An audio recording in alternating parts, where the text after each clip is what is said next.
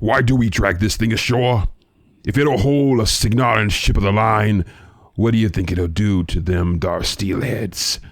Mr. Walls, Talon Quartermaster.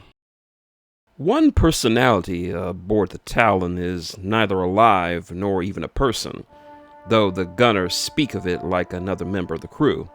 A special legacy from the MLS Exeter mutiny, the Commodore is a massive royal weight cannon like those typically found on only first-class ships of the Signarin line.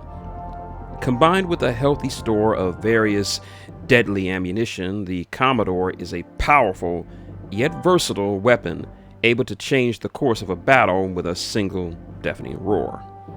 The weapon's name is a sardic tribute to the former Captain Laros Fargan of the Exeter, who once deemed the crew addressed him as quote-unquote Commodore. It is his skeleton that hangs from the cannon's wide barrel, proof of the surviving mutineers' very morbid sense of humor. In the fight after the crew mutinied, Captain Fargan accidentally set off an explosion in the Exeter's powder room that broke the ship's back and forced it to crash ashore and be abandoned. After Captain Fargan was taken captive and hauled ashore, Boatswain Grogspar strapped the hated tyrant to the cannon and fired it repeatedly until the man was dead. The crew still whisper about this grisly execution, further reinforcing Grogspar's cruel reputation and spawning the legend that the captain's restless spirit haunts the very cannon itself.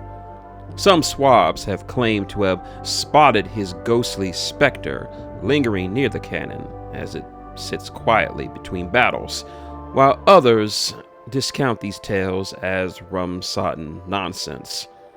The mutineers have carefully maintained the massive gun over the years since, and have used it as a formidable piece of field artillery in countless battles both at sea and ashore. Phineas Shae insists on bringing the Commodore along with him for all significant land engagements.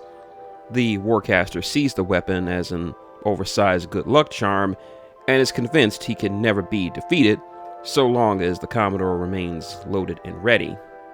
Costing a small fortune, royal weight cannons represent the apex of Signarin naval gunnery.